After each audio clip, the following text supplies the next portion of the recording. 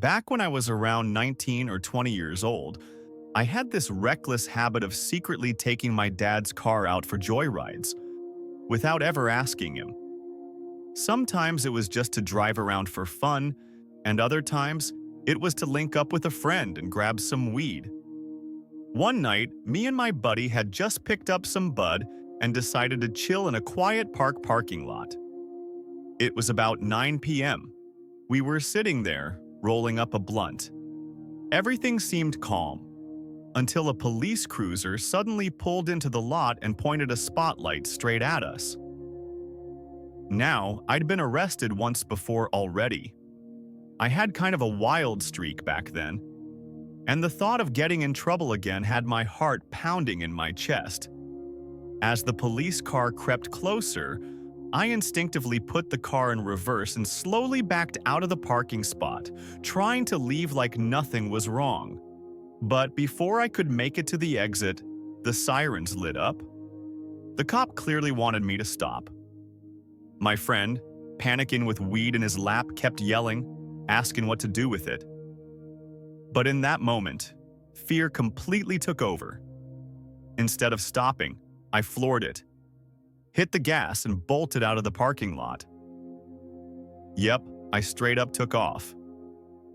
And just like that, I was in an actual car chase with a cop. Flying down the road in panic, I randomly turned down the first street I saw, without realizing it was a cul-de-sac. Dead end. Now I was screwed. But instead of freezing up, I jumped out of the car, left my friend behind, and sprinted full speed behind the houses and into a wooded area. I swear, I've never run that fast in my life. Adrenaline had completely taken over. I felt like I could outrun anything. Eventually, I made it into a patch of forest between neighborhoods. I was out of breath and my mind was racing. I didn't know what to do next, so I just sat down for a moment, trying to stay calm. That's when I started hearing sirens echoing in the distance, probably searching for me. Then I heard something worse, the distinct whirring of a helicopter approaching. That's when panic really hit. I remembered from TV shows how helicopters could use infrared to find people hiding in the dark. So I curled up into a tight ball, stayed as low to the ground as I could, and didn't move a muscle. I don't know if they were actually scanning with infrared, but somehow it worked. Nobody found me. After a couple hours of staying completely still, I figured it was time to move. My house was about 5 or 6 miles away, mostly through quiet residential areas. Still, I wasn't taking any chances. I kept off the main roads, running through yards when I could, and diving behind bushes anytime I saw headlights. It took time, but eventually, I made it home. When I got there, I realized I had to face the music. I went straight into my dad's room and told him everything. He was furious, obviously. He already knew I had a reckless side, but this had gone way too far. Not only had I broken the law, but I'd left his car behind with weed all over the interior. He had to leave on a business trip the next day, so the only thing he could really do was report the car as stolen and tell the police he didn't know where I was at the time. That way, he could at least try to protect me from getting arrested on the spot.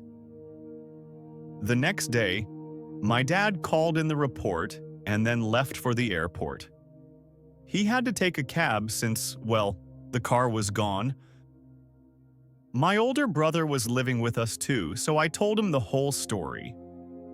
Naturally, he thought I was a complete idiot, but said he'd play dumb if the police came by. Sure enough, later that day, a cop knocked on the door.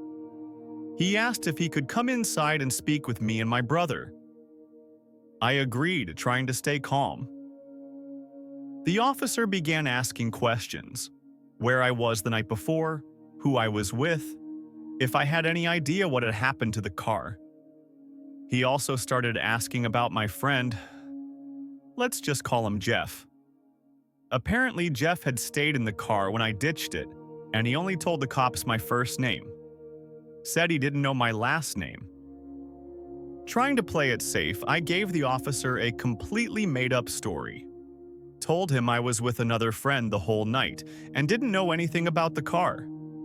He listened to my lies patiently, then looked at me and said, "You do understand I'll have to talk to everyone you mentioned to confirm your story, right?" That's when I knew I was done for. He stared at me, paused, and said, "I think it's time you told me the truth." I looked at my brother, and he just nodded silently. I couldn't keep lying anymore. So I confessed, told the officer the entire story, how I took the car, how I ran from the police, how scared I was, how I ditched my friend and ran into the woods. The officer listened quietly, then stood up and said he needed to make a call.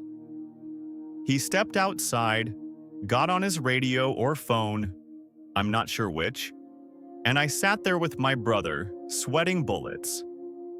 I was almost sure I was going to jail. When the officer came back inside, he sat across from us and said, "What you did was dangerous. You risked your life, your friend's life, and mine too.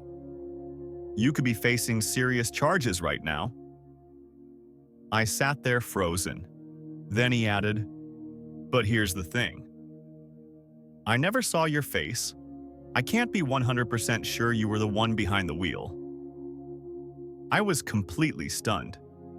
He continued, "Because I can't positively identify you. I'm not going to arrest you. I'm not filing any charges." It felt like someone had lifted 100 tons off my shoulders. I couldn't believe it. Jeff did get charged with a misdemeanor for possession, but beyond that, I was off the hook. The officer gave me a firm lecture about the kind of path I was heading down, told me to stay away from trouble, and then left. I apologized, thanked him, and just sat there in disbelief. Now, I know what some people might say, that legally, a confession is enough and the cop didn't need to see me to press charges. And yeah, maybe that's true. But all I can tell you is that this really happened. Maybe he let it go because I was young. Maybe he didn't want the embarrassment of admitting a 20-year-old outran him. Or maybe he just didn't want to deal with the paperwork. Whatever the reason, that night, I got insanely lucky, and I never forgot it. Thanks for watching. Don't forget to like, subscribe, and share. Stay tuned for more amazing stories.